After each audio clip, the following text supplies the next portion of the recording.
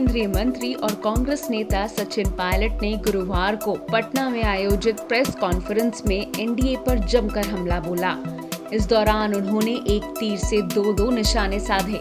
भाजपा और जदयू पर हमला बोलते हुए उन्होंने कहा कि बिहार का चुनाव परिणाम पूरे देश की राजनीति को प्रभावित करेगा। बिहार में सिद्धांतों से समझौता करने वाली राजनीति ज्यादा नहीं चलेगी।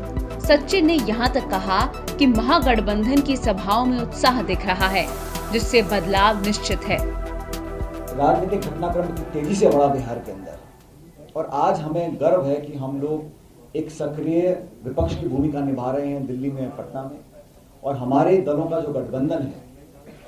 हमें खुशी इस बात की है कि आज जो बिहार चुनाव में चर्चा जो होती है, मैंने बहुत चुनाव देखे हैं, आज एजेंडा जो सेट कर रहे हैं वो कांग्रेस आरजेडी कर रही है।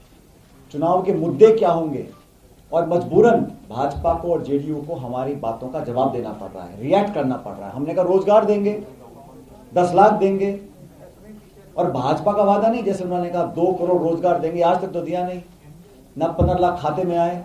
लेकिन बहुत सोच समझकर गठबंधन ने, आरजेडी ने कहा कि हम 10 लाख रोजगार देंगे। 3 दिन तक खूब मजाक उड़ाया और चौथे दिन कहा कि नहीं, हम 19 लाख देंगे। पहले तो आप सवाल उठा रहे थे।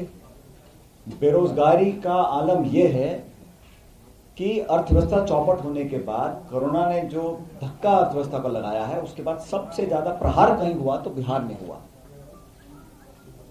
और मुझे बड़ा आश्चर्य हुआ जब भाजपा ने अपने मैनिफेस्टो में कहा कि हम कोविड की जो वैक्सीन है उसको फ्री देंगे। मतलब केंद्र सरकार ने अपनी जिम्मेदारी बिल्कुल पल्ला झाड़ लिया है। जानलेवा महामारी वाली बीमारी का वैक्सीन फ्री में देना, अपने घोषणा पत्र में शामिल करना, अपने आप एक मानसिक दिवालियेपन को प्रदर्शित करता है। और मुझे आश्चर्य इस बात का है कि आपने वो बात बोल दी, फिर लगातार उसको आप डिफेंड करते चले जा रहे हैं। ये बिहार की जनता के साथ बहुत बड़ा धोखा है। बल्कि मैं समझता हूं पूरे देश के नागरिक भी बड़े आश्चर्यचकित थे जब उन्होंने कहा कि फ्री वैक्सीन को कोई अपने घोषणा पत्र में कैसे डाल सकता है। नीतीश कुमार जी मुख्यमंत्री रहे, उन्होंने मांझी साहब को मुख्यमंत्री बनाया, कारण वो जानते हैं। फिर उनको मुख्यमंत्री पद से हटा दिया, कारण वो जानते हैं।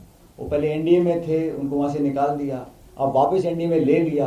कारण बताने के लिए कोई नेता सामने नहीं आ रहा है। लेकिन ये जो उथल पथल हुई वो सबके सामने, और अभी फिलहाल में जो एलजेपी है उसके साथ जो खेल चल रहा है भाजपा का, वो बच्चा बिहार का जानता है। बिहार ने, जैसे हमने शुरू में कहा, बहुत बड़े बड़े नेता देश को दिए हैं, प्रदेश को दिए हैं। और आज मैं व्यक्तिगत तौर से भी श्रद्धांजलि देना चाहता हूं स्वर्गीय रामविलास पासवान जी को और स्वर्गीय रघुवंश बाबू को। और इन दोनों नेताओं के साथ मुझे संसद में और मनमोहन सिंह जी की सरकार में काम करने का मौका मिला। सुलझे हुए, स्पष्ट बोलने वाले नेता वो थे, आज हमारे बीच में नहीं है। उसका नुकसान देश की राजनीति को भी है, बिहार को भी है। लेकिन भाजपा का जो गठबंधन है, वो जो केंद्र में है उनके साथ वो छोड़ के जा रहे हैं। शिवसेना ने उनका साथ छोड़ दिया है, अकाली दल ने उनका साथ छोड़ दिया है, और लोजपा ने बिहार में तो छोड़ दिया है, दिल्ली में क्या कर रही है मुझे मालूम नहीं। लेकिन जो बौखलाहट दिख रही है, सुशासन को नारा देने वाले जो मुख्यमंत्री थे, आज हमारी किसी बात का जवाब नहीं दे पा रहे हैं। और जिस प्रकार की भाषा का उपयोग हो रहा है मंचों से, लालू प्रसाद जी के बारे में, उनके परिवार के बारे में, उनके बच्चों के बारे में जो कहा जा रहा है वो अशोभनीय है। वो राजनीतिक परिपक्वता को दिखाता नहीं है, बल्कि कहीं ना कहीं घबराहट और बौखलाहट को सामने दिखाता है।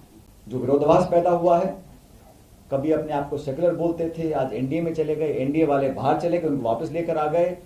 सिद्धांत पे कॉम्प्रोमाइज कर समझौता कर सत्ता में आप आएंगे तो बहुत लंबी गाड़ी चलेगी नहीं।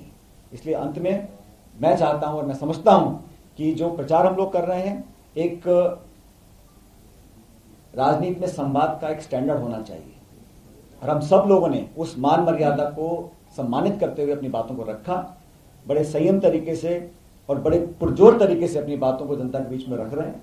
पब्लिक हमारी बातों को पसंद कर रही है। जो रिस्पॉन्स जैसे मैंने कहा मिल रहा है बहुत सकारात्मक है, बहुत उत्साहवर्धक है। और जब बाकी 2 चरण में मतदान हो जाएगा और 10 तारीख को यहां से एनडीए और आदरणीय नीतीश कुमार जी की विदाई तय है। महागठबंधन की सरकार बनेगी और हम प्रतिबद्ध हैं, वचनबद्ध हैं कि बदलाव आएगा, अच्छा बदलाव आएगा, एक नई सुबह होगी और बिहार के लोगों को अंत में अपने सपने साकार करने का मौका मिलेगा।